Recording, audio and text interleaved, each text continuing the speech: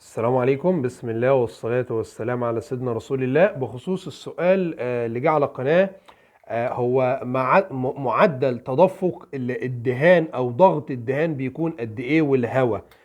بصوا يا رجالة، مسدس الدهان أهو.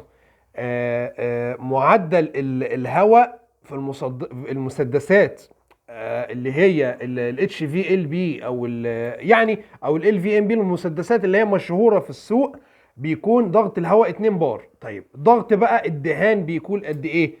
ضغط الدهان في المسدسات سواء بنته مقلوبه زي ده اللي هو الجاذبيه، او البنته العدله اللي هي من تحت ملهاش ضغط هواء. ضغط الهواء ده بيكون في انظمه او طرق تانية زي المصانع، او اللي هو البامب اللي هو الحله دي اللي بتكون موجود في الدم، بيكون فيها محبسين: محبس تحكم هواء، ومحبس تحكم دهان. بيكون برضك نفس الكلام، من 2 بار، 3 بار، 4 بار، 5 بار، حسب نوع المسدس، سواء كونفنشنال او ضغط عالي يعني، او ضغط منخفض. وكمية الدهان برضك بتكون من 20 بي اس اي ل 30 بي اس اي او 40، حسب لزوجة الدهان وحسب يعني الشركة المصنعة للدهان ما بتقول. ولكن بالنسبة للمسدسات، ضغط الدهان اللي بنرش عليه ضغط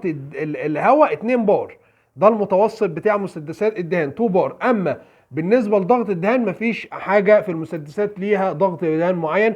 الدهان بنضيف الدهان هنا، بينزل هنا عن طريق الجاذبيه، بنتحكم فيه بالمسمار ده. المسمار ده هو ده اللي بيتحكم في كميه الدهان. يعني عندنا المسدس ادي الهواء بيدخل من هنا، ده بيتحكم في الهواء.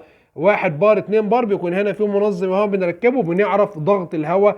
ولكن ده اللي بيتحكم في الهواء بيكون متوسط 2 بار، وده اللي هو الشمسية او الراية اللي بيخلي الدهان عريض او الدهان يطلع عدل او عريض، يعني اللي هو اسمه الراية او الشمسية ده. وده اللي بيتحكم في كمية خروج الدهان اللي نازلة. دي نعملها قد ايه؟ يعني شركات المسدسات في انظمة تعاملنا معاها يقول لك الراية دي تفتحها على الاخر وترش، وفي انظمه مسدسات تانية يقول لك افتحها على الاخر وارجع لفه. يعني مثلا ادي اهو عند الرقم ده كده اهو اللي هو مكتوب اون ده، يقول لك لفها لفه كامله كده اهو، وابدا اللي انت اشتغل كده هو تمام. وفي اللي يقول لك ربع لفه علشان خاطر تحصل على شكل الرايه السليم. يعني يقول لك افتح الرايه على الاخر، وبعد كده ايه، لمها شويه هتديك شكل ظبط الرايه الصح. ولكن المعروف بتفتحها على الاخر يعني. والهواء زي ما قلنا بيكون 2 بار. اما بالنسبة للدهان، لو انت مثلا بتعمل مرمى سبوت ريبير اللي هو مرمى صغيرة، ما بتحتاجش ان انت تفتح كمية الدهان على الاخر. ولو هتفتح كمية الدهان على الاخر، يعني ايه نفتح كمية الدهان على الاخر؟ يعني لو جينا دوسنا كده مثلا، بصوا كده اهو، ده كده على الاخر، احنا كده فاتحين المسمار ده على الاخر. نيجي نبص كده اهو اهو، بص كده مفيش تاني خلاص. انما لو لفينا ده ناحية اليمين، هتلاقوا الزناد ده بيتحرك لقدام. ليه؟ الابره دي بتتحرك. بص لو عملنا كده اهو، بصوا كده هتلاقي الزناد ده عمال، بص بيطلع لقدام ازاي اهو. بص عمال يتحرك ازاي، خلى ده ايه اهو. بص كده سحب كده خلاص، قفل، مفيش دهان بيطلع. الابره اللي جوه هنا دي اتحبست هنا خلاص. نيجي ندوس كده اهو، نيجي نلف بقى كده اهو اهو، بنفتحها على الاخر المتوسط اهو. بص بقى اتحرك ازاي، بص دي، بص هنا مسافه اتحرك ازاي. بصوا لما بنفتح اهو، شفت بدأت تلم ازاي اهي، بتلم اهي اهو. نفتح على الاخر كده اهي، بتوسع اهي اهو. كده مفيش دهان بيطلع، كده مفيش دهان بيطلع خلاص. انما لما بنلف كده، كده الدهان طالع بشكل كامل. وده اللي احنا بنفضل نرش بيه. لو بنرش عربيات كاملة، برش سقف، كبوت، جنب كامل، بنفتح الدهان على الاخر ونرش. بنفتح الدهان على الاخر ونرش، ما بنقفلهاش، لا ده بنفتحه على الاخر. ولكن لو فتحنا دي على الاخر كده اهو، هنلاقي المسمار ده اتخلع اهو. زي ما احنا شايفين، هتلاقي الدهان او اللون بدأ ان هو يقع وينزل بشكل غير سليم. فديا بتتقفل كده اهو اهي. هي سوسته كده اهيت مع بعض كده، نقفلها ادي قفلتها. اهي تمام كده خلاص كده اهو بندوس كده اهو ونلف كده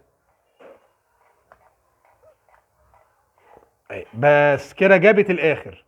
حتى ايه بص لو قعدت تلف هتلاقي دي بقى بدأت تتزحلق قدام كده بيقفل في الدهان اهي. بنفتح على الاخر كده اهو بس لغايه ما ده ملوش مكان تاني يروح. افتح على الاخر اهو بعد كده ارجع لم لغايه ما تحس بالايه بالقفله اللي هي ايه اللي هي عماله تضغط هنا بقى.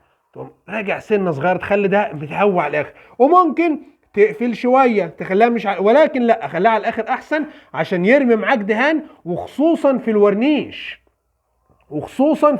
وبرضه خصوصا في اللون ان انت مطلوب انك ترمي لون بيس كوت علشان خاطر الدهان ما يبقعش منك. ما انت لو عفرت الدهان هيخشن ويبقع. ده لو قفلنا دي على الاخر كده اهو الدهان هينزل قليل. كده قليل هيقابل ضغط هواء عالي مع دهان قليل هتلاقي الدهان البويه خارجه خشنه. ونفس الكلام في الورنيش. لو الورنيش اللي طالع قليل هينزل على العربيه خشن مش سايح. فانت محتاج دهان كتير ينزل مع ضغط هواء 2 بار تقريبا او 2.2 في الورنيش علشان خاطر يسيح لك ويرمي لك الدهان على العربيه. ممكن في السبوت ريبير بقى لو مرمى صغيره نقفل نخليه ايه حاجه صغيره كده مش لازم على الاخر اهو يا دوبك ايه عافره كده سبوت ريبير صغير اهي. او تقفل او ممكن احيانا احنا ده في الغالب ما بنجيش جنبه اساسا. احنا ده السبوت ريبير مش السبوت ريبير بالفاتحين ده على الاخر. في السبوت ريبير ممكن نضعف الهواء شويه نقلل الهواء ناخدها منها فيها كده هو وهكذا. ادي الفكره كلها رجاله. عايز انت بقى تتحكم في ضغط الهواء يبقى انت عاوز الحله اللي هي اللي هو البامب ده بتكون حله كده ليها محبسين محبس هواء ومحبس دهان. دي بتتحكم فيها في كميه ضغط الدهان اللي طالعه. ولكن ده بيريحك من القصه دي كلها. يعني الموضوع كله اصلا مش مستاهل. يعني هو حسب برضك تعودك انت. ادي الفكره كلها ببساطه عن الموضوع يا رجاله.